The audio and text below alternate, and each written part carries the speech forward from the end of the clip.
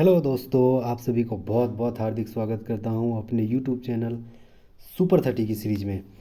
तो सुपर 30 की सीरीज़ में आज हम लेके आए हैं मोस्ट इम्पॉर्टेंट जो प्रीवियस ईयर सवाल जो फिजिक्स के लेकर प्रीवियस ईयर में टॉप 50 फिजिक्स सवाल लेके आए हैं। तो बिना देरी किए शुरुआत करते हैं, लेकिन अंत तक ज़रूर बने रहिएगा क्योंकि टॉप 50 में टॉप ही आते हैं। तो पहला सवाल है कि कार्य की मात्रा क्या है। फिजिक्स का सीरीज में पहला सवाल है कि कार्य की मात्रक क्या होता है। तो कार्य की मात्रक जूल होता है। अगला सवाल है कि प्रकाश वर्ष की इकाई क्या है। तो प्रकाश वर्ष की इकाई दूरी होती है। प्रकाश वर्ष की इकाई दूरी होती है। अगला सवाल है एम्पियर मात्रक होता है। तो एम्पियर मात्रक होता है विद्युत धारा की, मतलब विद्युत धारा की ऐसा ही मात्रक एम्पियर होता है। फिर अगला सवाल है 4 नंबर कि निम्नलिखित में से कौन सा समय की मात्रक नहीं है। तो समय की मात्रक कौन नहीं है? प्रकाश वर्ष। दूरी की मात्रक अभी हम लोग पढ़े हैं, इसीलिए प्रकाश वर्ष समय की मात्रक नहीं है। अगला सवाल है कि पारसेक किसकी इकाई है। पारसेक किसकी इकाई है? तो पारसेक आपका दूरी की इकाई है। पारसेक आपका दूरी की इकाई है।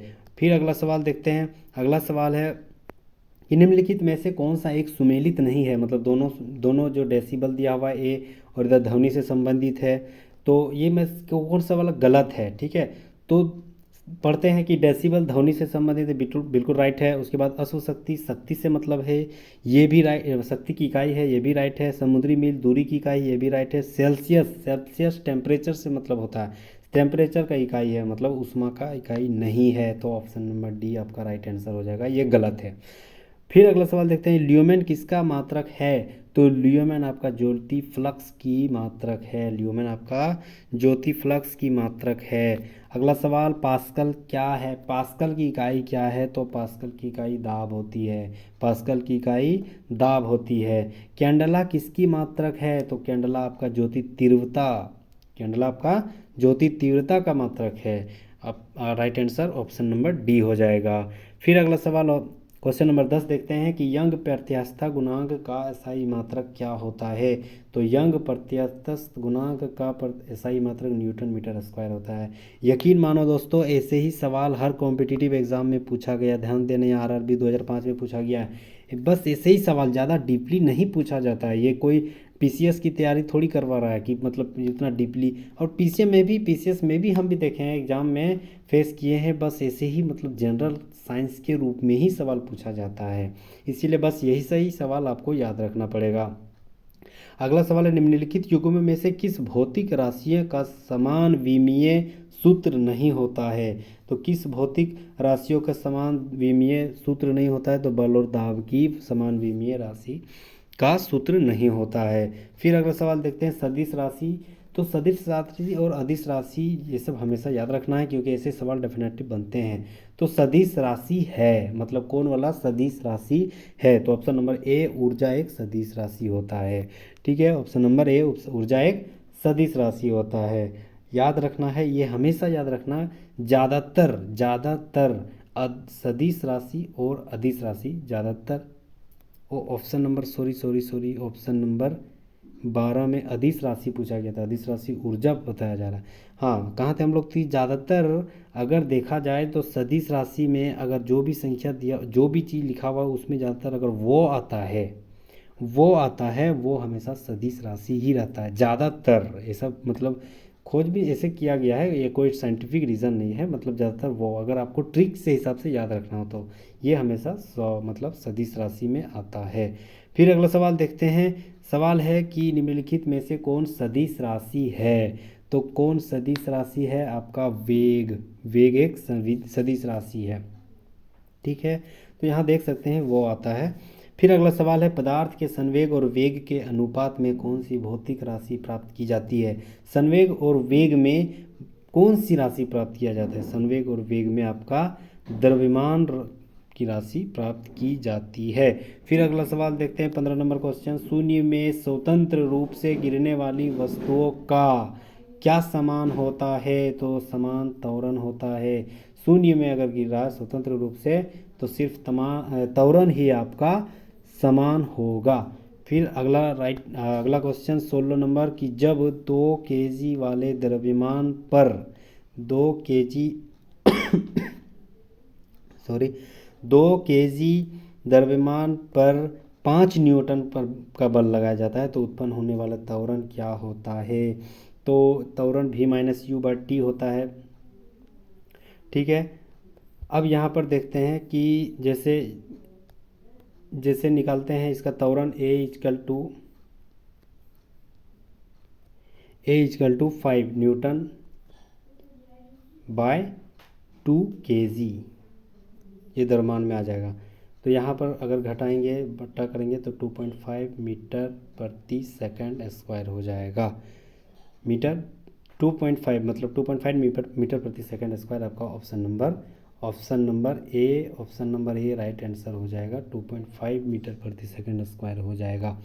फिर अगला सवाल देखते हैं। अगला सवाल है कि किसी भी स्थिर या गतिशील वस्तु की स्थिति और दिशा में तब तक कोई परिवर्तन नहीं होता जब तक उस पर कोई बाह्य बल नहीं लगता। ये कौन सा नियम है? न्यूटन का पहला नियम है। न्यूटन का पहला नियम तो यही कहता है, ठीक है, कि जब कोई भी वस्तु जब तक स्थिर रहेगा जब तक उस पर हम बल या कोई दूसरा बल या मतलब अन्य बल उस पर बल काम नहीं करेगा तब तक वो स्थिर ही रहना पसंद करेगा। न्यूटन का पहला नियम यही कहलाता है। फिर अगला सवाल 18 नंबर क्वेश्चन की रॉकेट किस सिद्धांत पर कार्य करता है। तो आपका रॉकेट जो है संवेग संरक्षण के सिद्धांत पर काम करता है और रॉकेट जो होता है आपका न्यूटन के थर्ड लॉ पर डिपेंड होता है, थर्ड लॉ के आधारित पर काम करता है। और यहाँ क्वेश्चन है संवेग संरक्षण।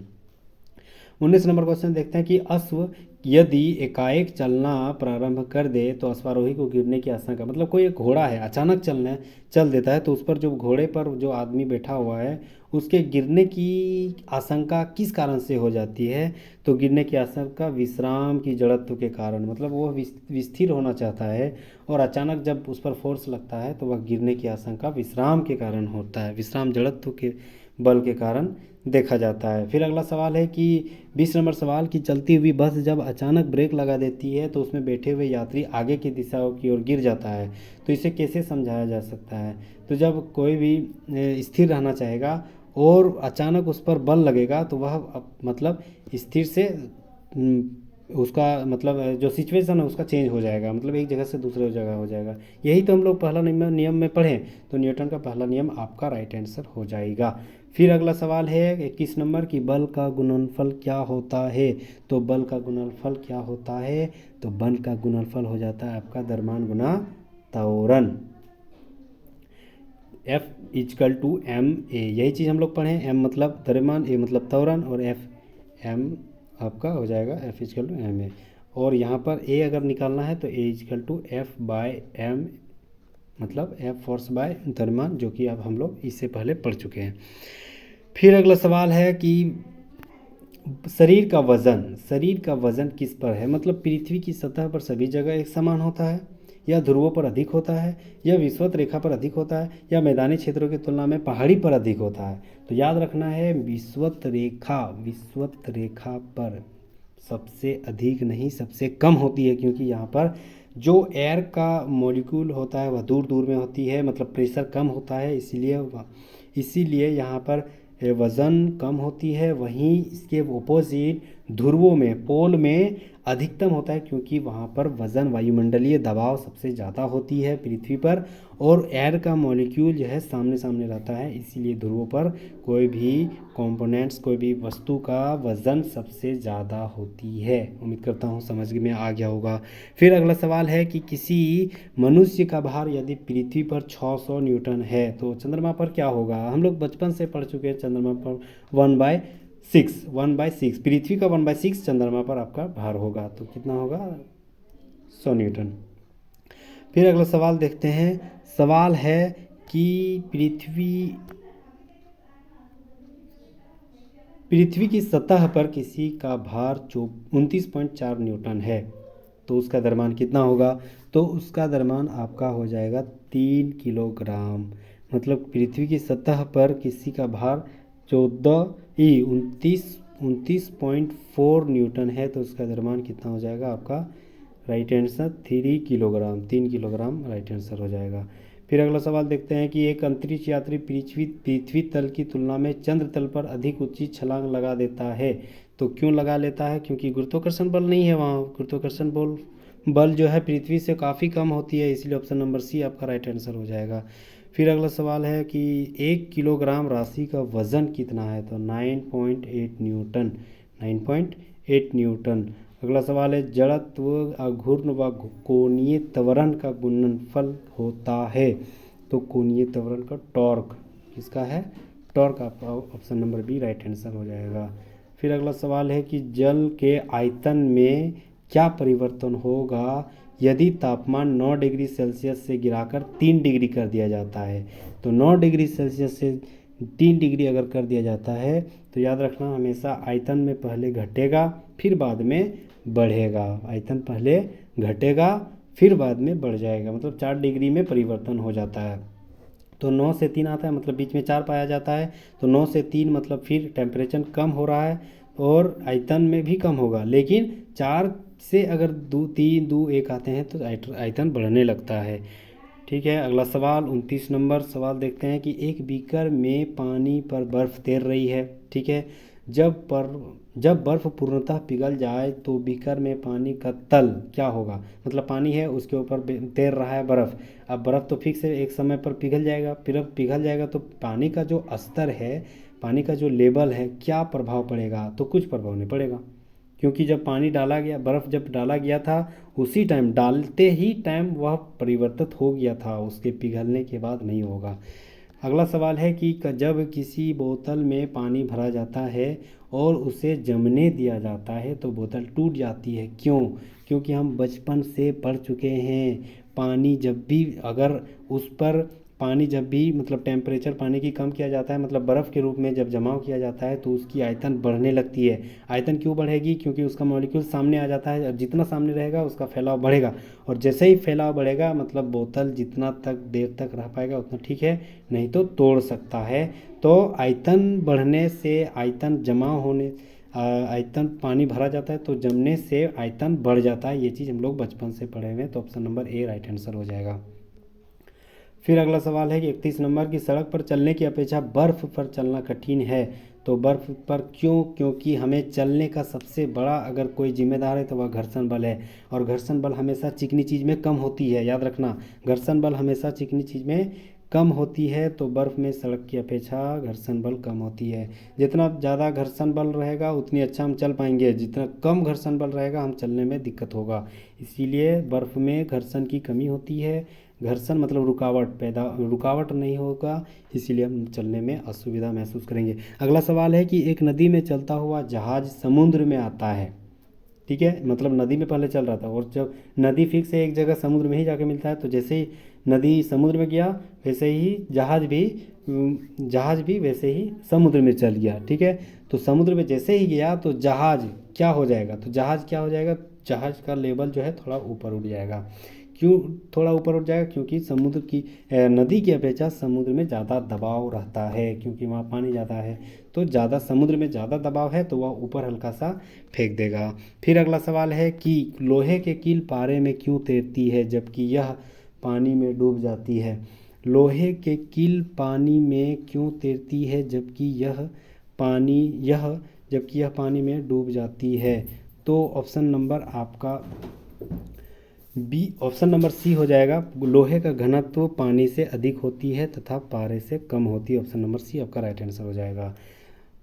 फिर अगला सवाल देखते हैं 34 नंबर की पानी का घनत्व अधिकतम होता है, तो पानी का घनत्व अधिकतम किस में होता है? 4 डिग्री सेल्सियस। अभी हम लोग पढ़ चुके थे 3 डिग्री 9 डिग्री, 9 डिग्री से जैसे 3 डिग्री में आएगा तो मतलब 4 डिग्री बीच में पाया जा रहा है, तो 4 डिग्री एक ऐसा डिग्री सेल्सियस है जिसमें पानी का घनत्व सबसे अधिक पाया जाता है। याद रखना है, ऐसे सवाल बनेंगे, बीपीएससी 1998 में पूछा गया, देखिए पीसीएस में भी ऐसे सवाल पूछा जाता है। फिर अगला सवाल है कि वस्तु की मात्रा बदलने पर अपरिवर्तित हो जाता है। वस्तु की अगर मात्रा बदल दे, मतलब उसकी कुछ क्वांटिटी हटा दे, तो उसमें क्या परिवर्तित मतलब क्या चेंज नहीं होगा, मतलब अपरिवर्तित क्या रहता है? तो उसमें अपरिवर्तित होगा आपका घनत्व, डेंसिटी आपका अपरिवर्तित रहेगा। यूपीपीएससी में पूछा गया सवाल है। फिर अगला सवाल देखते हैं। अगला सवाल 36 नंबर है कि समुद्र में प्लवन करते आइसबर्ग का कितना भाग समुद्र की सतह के ऊपर दिखाई देता है। तो समुद्र में याद रखना है कि पानी में अगर बर्फ़ को डुबा दिया जाए तो बर्फ़ का कितना भाग नीचे रहता है और कितना भाग पानी के स्तर से ऊपर दिखाई देता है। तो याद रखना, हमेशा पानी का स्तर हमेशा 1/10 ऊपर रहता है और 9/10 नीचे रहता है डूबा हुआ। ठीक है, मतलब हल्का सा कुछ दिखाई देगा आपको बर्फ़ पानी की सतह से ऊपर। फिर अगला सवाल 37 नंबर सवाल है कि बर्फ़ के दो टुकड़ों को आपस में दबाने पर, बर्फ़ के दो टुकड़ों को अगर आप आपस में दबा दिए तो आपस में चिपक जाते हैं, क्यों? क्योंकि दाब अधिक होने से बर्फ़ का गलनांक घट जाता है। याद रखना, दाब अगर हम दबा दिए तो उसका दाब अधिक हो जाएगा, तो बर्फ़ का गलनांक घट जाता है और इसीलिए वह आपस में चिपक जाते हैं। ऑप्शन नंबर ए आपका राइट आंसर हो जाएगा। फिर अगला सवाल है कि हवाई जहाज़ से यात्रा करते समय पेन की स्याही घिस जाती, मतलब रिस हो जाती है, मतलब पेन आपको चलबे नहीं करेगा, पेन जैसे ही चलाइएगा वो गिर जाएगा, आपका जो ब्लू है ना स्याही वो गिर जाएगा। क्यों गिरेगा? तो वायु दाब की कमी के कारण। डेफिनेटली हम जानते हैं जितना भी पृथ्वी के नीचे आएंगे, पृथ्वी के क्षोभ मंडल में सबसे ज़्यादा वायुमंडलीय दबाव होता है और समताप मंडल में वायु की जो चलन है उसमें वायु की दबाव कम होती है और इसी कम होने के वजह से ही समताप मंडल और मध्य मंडल में हवाई जहाज़ की यात्रा होती है। तो यहाँ इसी दबाव, वायुमंडलीय दबाव के कम होने के कारण ही पेन की स्याही घिस जाती है, रिस हो जाती है। मतलब ऑप्शन नंबर ए आपका राइट आंसर हो जाएगा। फिर अगला सवाल है ऑप्शन 39 नंबर की ऊंचाई की जगहों पर पानी 100 डिग्री सेंटीग्रेड के नीचे तापमान पर क्यों उबलने लगता है। तो ऊंचाई पर क्योंकि वायुमंडलीय दाब कम हो जाता है। ऊंचाई पर मतलब जैसे पहाड़ों में गए हैं, अधिक ऊंचाई पहाड़ों में गए हैं तो हम लोग ज़मीन में लेवल स्तर पर पानी कब उबलता है? जब 100 डिग्री रहेगा। पानी कब उबलता है? 100 डिग्री सेल्सियस में, 100 डिग्री सेल्सियस में उबलता है। अब यहाँ क्या होता है, जैसे ही हम ज़मीन के लेवल से ऊपर की ओर जाए, मतलब पहाड़ी में जाए, ऊंची जगहों पर जाए, बिल्डिंग में जाए, तो ऊंची जगह पर अगर हम जाएंगे तो तापमान कम ही तापमान में पानी उबलने लगता है, मतलब 90, 95, 92, 80 में ही उबलने लगता है पानी। क्यों? क्योंकि जितना भी हम ज़मीन के लेवल से ऊपर उठेंगे वायुमंडलीय दबाव कम रहेगा और कम रहेगा इसी बिंदु के कारण, वायुमंडलीय दबाव कम होने के कारण पानी जल्दी उबलने लगता है। फिर अगला सवाल है 40 नंबर कि साबुन के बुलबुले के अंदर का दाब क्या होता है। तो साबुन के बुलबुले के अंदर का दाब क्या होता है? तो वायुमंडलीय दाब से अधिक होता है, क्योंकि वायुमंडलीय दाब के अधिक होता है क्या, हाँ पानी में और दबाव है तो मतलब वायुमंडल से वहाँ पर स्तर कम हो जाता है, लेवल जब अलग हो जाता है तो वायुमंडलीय दबाव में अधिक होने के कारण बुलबुले के अंदर दाब अधिक हो जाता है। Option number right A option number हो जाएगा आपका राइट आंसर हो जाएगा। फिर अगला सवाल 41 नंबर वायु दाब मापी की रीडिंग में अचानक गिरावट किसी संकेत करता है। तो अचानक गिरावट हमेशा तूफान की संकेत करता है और धीरे धीरे अगर ऊपर उठ रहा है वही रीडिंग तो याद रखना है कि शांत और स्थिर रहने की आशंका है। ठीक है, तो अचानक गिर जाएंगे तो तूफान की संकेत देता है। फिर अगला सवाल है कि प्रेशर कुकर में खाना जल्दी पकता है, क्यों? क्योंकि अधिक दाब और अधिक तापक्रम।